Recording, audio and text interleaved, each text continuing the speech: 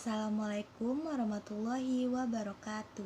Perkenalkan, nama saya Priska Presilia dengan NPM 2018-21500-230.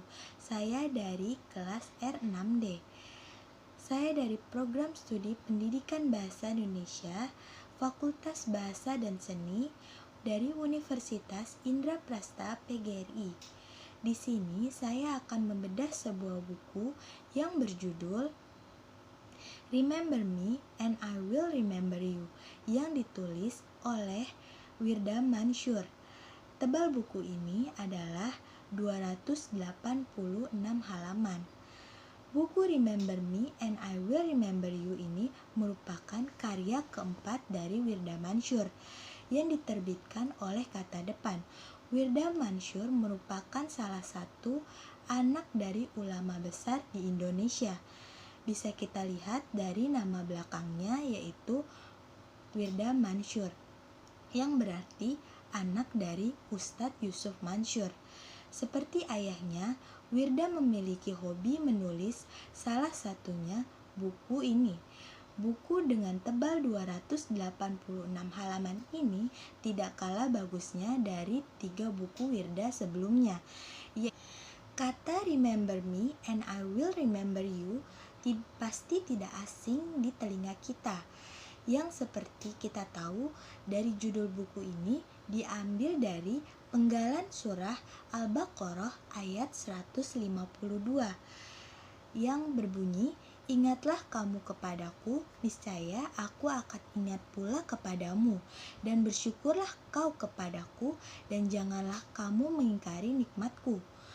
Menurut saya, buku ini memiliki yang sangat mendalam, bahkan penggalan ayat ini menjadi salah satu bagian favorit saya di buku ini, di mana kita diajak terus selalu mengingat Allah dimanapun dan kapanpun. Apalagi untuk para remaja yang sering kali mengalami fase galau, sedih, putus asa, dan mencari jati diri. Jangan takut untuk bermimpi.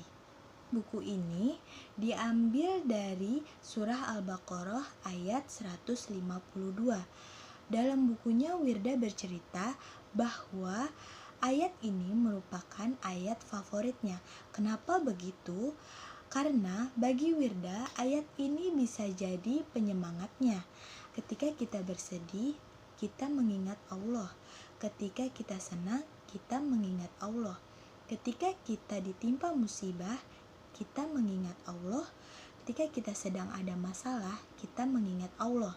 Seperti kalimat yang ada di halaman 4 ini yang berbunyi, Allah mengajarkan kita untuk menjadi seorang pemenang, bukan pengecut.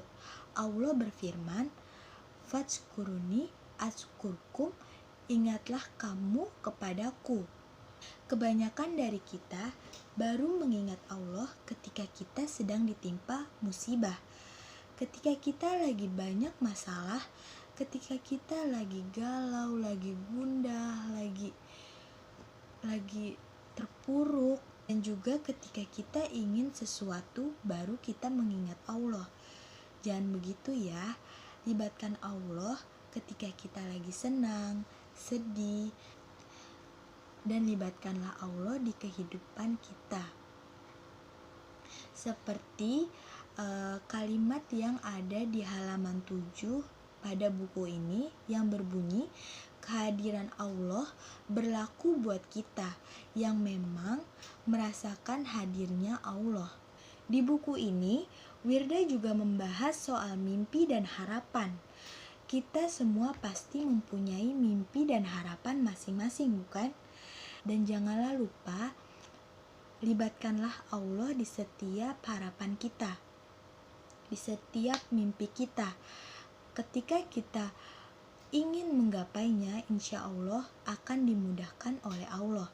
Seperti kalimat yang ada di buku Wirda Mansur ini di halaman 37 yang berbunyi, "Di mana ada niat, di situ ada jalan.